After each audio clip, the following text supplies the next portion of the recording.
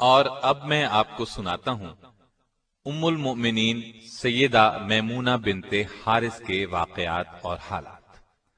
آپ رضی اللہ عنہا کا نام برہ تھا۔ نبی صلی اللہ علیہ وسلم نے میمونہ رکھا۔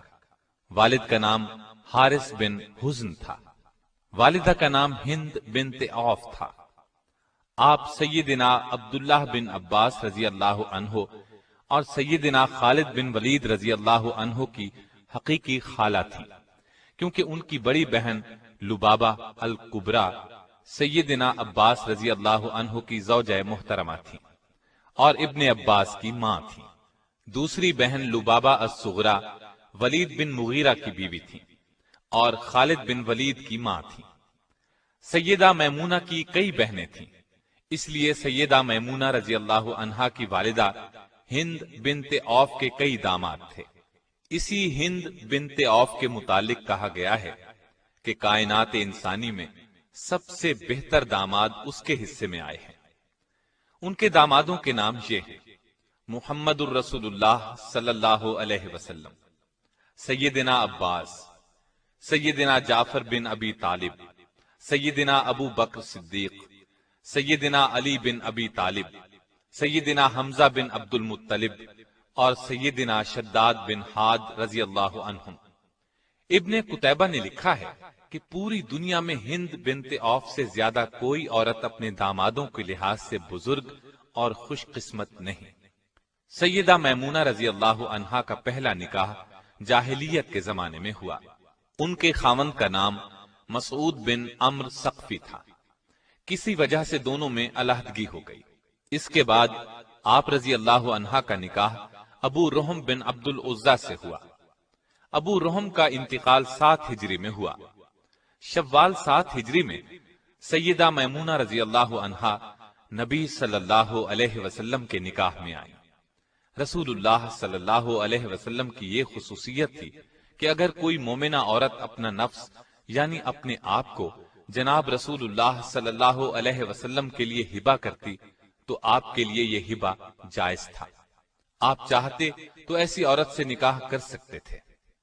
سیدہ میمونہ رضی اللہ عنہا نے بھی خود اپنے آپ کو نبی صلی اللہ علیہ وسلم کے ساتھ نکاح کے لیے پیش کر دیا اور آپ صلی اللہ علیہ وسلم نے ان سے نکاح کر لیا۔ روایات کے مطابق یہ نکاح عمرۃ القضاء کے موقع پر منعقد ہوا۔ چونکہ رسول اللہ صلی اللہ علیہ وسلم عمرہ کرنے کی غرض سے نکلے تھے، اس لیے آپ حالت احرام میں تھے۔ اس سے بعض لوگوں کو یہ غلط فہمی ہوئی کہ سیدہ میمونہ رضی اللہ عنہا سے رسول اللہ صلی اللہ علیہ وسلم کا نکاح حالت احرام میں ہوا، جبکہ سیدہ میمونہ رضی اللہ عنہا اس بات کی تردید کرتی ہیں اور فرماتی ہیں جب رسول اللہ صلی اللہ علیہ وسلم کے ساتھ میرا نکاح ہوا تو آپ احرام میں نہیں تھے اور خود سیدہ میمونہ بھی احرام میں نہیں تھی، کیونکہ حالت احرام میں نکاح کرنا جائز ہی نہیں ہے۔ سیدہ میمونہ رضی اللہ عنہا نے اپنے آپ کو خود نبی صلی اللہ علیہ وسلم کے ساتھ نکاح کرنے کے لیے پیش کیا تھا۔ اس بارے میں سورہ احزاب کی آیت 50 نازل ہوئی۔ پھر سیدہ میمونہ رضی اللہ عنہا رسول اللہ صلی اللہ علیہ وسلم کے ساتھ مدینہ طیبہ آ گئیں۔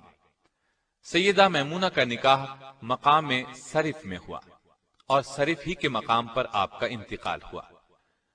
وفات کا سن 61 لکھا ہے۔ یہ واقدی کی روایت ہے۔ محمد بن اسحاق نے وفات 63 ہجری لکھی ہے۔ بخاری میں ہے کہ ان کا جنازہ اٹھایا گیا تو سیدنا ابن عباس رضی اللہ عنہ نے فرمایا یہ رسول اللہ صلی اللہ علیہ وسلم کی زوجہ محترمہ ہیں، ان کے جنازے کو زیادہ حرکت نہ دو، ادب و احترام کے ساتھ چلو۔ سیدنا ابن عباس نے نماز جنازہ پڑھائی اور قبر میں اتارا۔ آپ کی روایت کردہ احادیث کی تعداد 46 ہے اور بعض کتابوں سے معلوم ہوتا ہے کہ تعداد 76 ہے۔ نبی صلی اللہ علیہ وسلم کے احکامات کی تعمیل ہر وقت ان کے پیش نظر رہتی، اللہ سے بہت ڈرتی تھی، صلہ رحمی کرتی تھی، غلام آزاد کرنے کا بہت شوق تھا۔ ایک مرتبہ آپ نے ایک لونڈی کو آزاد کیا تو نبی اکرم صلی اللہ علیہ وسلم نے بڑے ثواب کی خوشخبری سنائی۔ سیدہ کبھی کبھی قرض بھی لے لیتی تھی۔ ایک مرتبہ قرضہ لیا، رقم کچھ زیادہ تھی۔ کسی نے پوچھا آپ اس رقم کو ادا کیسے کریں گی؟ آپ نے فرمایا نبی صلی اللہ علیہ وسلم کا ارشاد ہے جو شخص قرض ادا کرنے کی نیت رکھتا ہو تو اللہ تعالیٰ اس کا قرض ادا فرما دیتا ہے۔ رسول اللہ صلی اللہ علیہ وسلم کی تمام ازواج مطہرات میں سے سب کے بعد سیدہ میمونہ کا انتقال ہوا۔ اللہ تعالیٰ آپ رضی اللہ عنہا پر ہزارہا رحمت نازل کرے۔